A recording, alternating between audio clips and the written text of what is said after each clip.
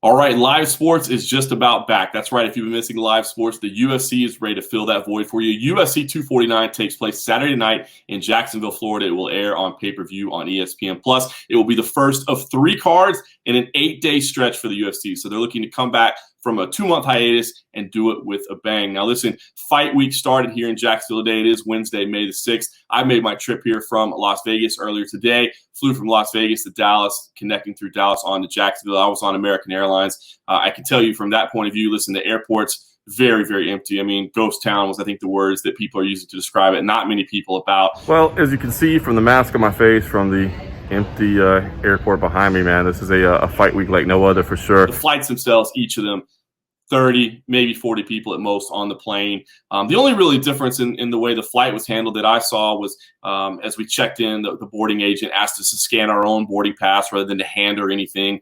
So we did that. Once we got on the plane, pretty much there was just one person per row as far as I could see. I know that in the area that I was seated, there was only one person per row. I don't know if that was the case all the way through, but certainly would have been easy to move about with as few people were in there.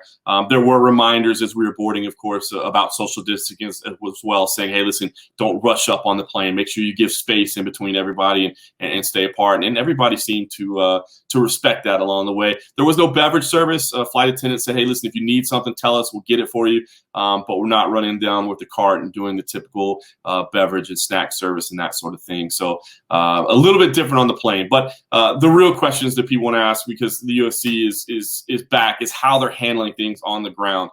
And I can tell you, I've just been here for a few hours. But it seems they're very dedicated, they're very proactive to making sure this event happens as safely as possible.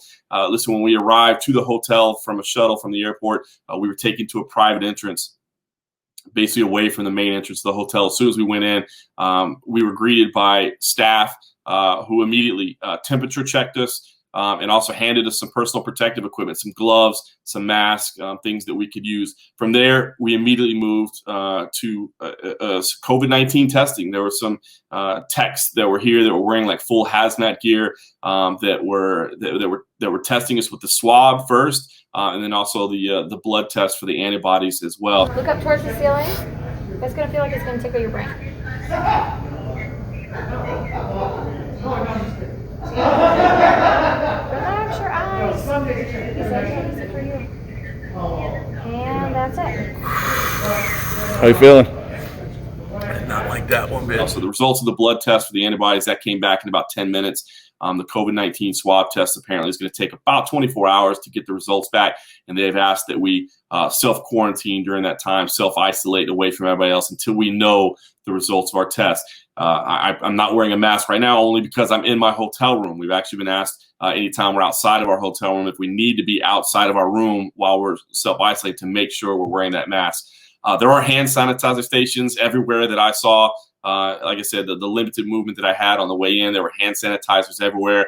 Once we got done with the medical screening, there was a dedicated check-in area, so we didn't have to go down to the front desk and check out there. There was another lady that was able to help us out right there. And I have noticed a little bit of movement I have done throughout the property, I should say. There are security that are checking, asking for room keys, asking what your room number is. They've got a list of all the rooms, and they're kind of cross-checking to make sure that you're supposed to be on property. If not, they're asking you to be out of here. So we've been asked to stay on property. There are restaurants that are running, so we can eat here. Room service will not deliver, but you can order something. You can go pick it up.